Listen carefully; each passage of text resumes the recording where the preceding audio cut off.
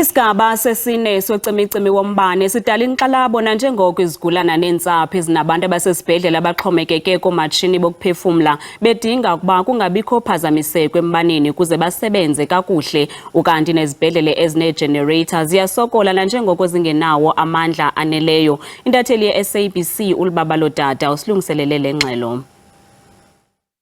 Sibhuti sesinamkele sithetha nje nawe silapha ngakwisibhedlele sasebhisho ezike sesinye sesibhedlele esikhulu apha eMpuma Koloni nesijongene neelali ezininzi. Kungoku nje besizokujonga ke ifuthe elenziwa ke kukuqhawuka kombane. Siyava kuba ke ikhona yona i-generator kodwa ke ayithe ke ibe nazo indawo apho engenokufikelela khona, nto leyo ke iphele ichaphazela iinkonzo ezingundoqo zezempilo apha ke kwesi sibhedlele. Kuyavakala into yoba ngaba le generator iya yena sebenze only kwi-lights, kodwa ke xa kufuneke kuye kwezinye iindawo nezifana ne-theatre nalapho kwenziwa khona uqhaqho iye ibe nazo ke iingxaki ezithile, nto leyo ke ngoku ingaba ibe nefuthe elibi kubantu abathi bafune ezo nkonzo. Kodwa ke ndinaye umama apha naye onomntu olapha kwesi sibhedlele othi sele kulithuba elapha, loo nto ke iyamkhathaza into yokumka kombane. Mama, siqale sifumane amagama nefani.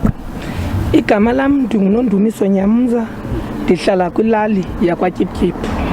Ungasichazela mama uba yintoni le wena ikubangela uba uxhalabe kakhulu xa kumke umbane kwesi sibhedlele?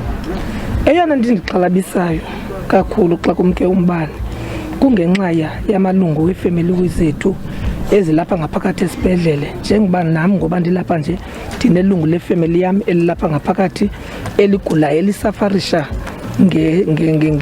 ngokuphefumla. Ngoku ke xa uthe kwakumke umbane kuye izinto zingahambi kakuhle. So uye ufumaniseke into yoba ubomi bakho busesichengeni bolungu lwesapho lakho? Kakhulu tata, ndiye ndifumanise uba busesichengeni kakhulu. Yintoni mhlawumbi onqwenela ukuthi mayenziwe ngokukhawuleza ukusombulula le ngxaki? Ndinqwenela ukubana abantu abaphetheyo kwezombane bancede bakhawulelana nale meko yesi sibhedlele sethu phantsi koluxinezelelo lokuba abantu bethu abalapha ngaphakathi singabaluza ngenxa yale meko kuyiyo. And yaye nina indawo iyona ndawo nithembele kuyo le? Sesona sibhedlele sethu apha sisincedayo thina abantu basondele apha ebhisho, sincedwa siso kakhulu.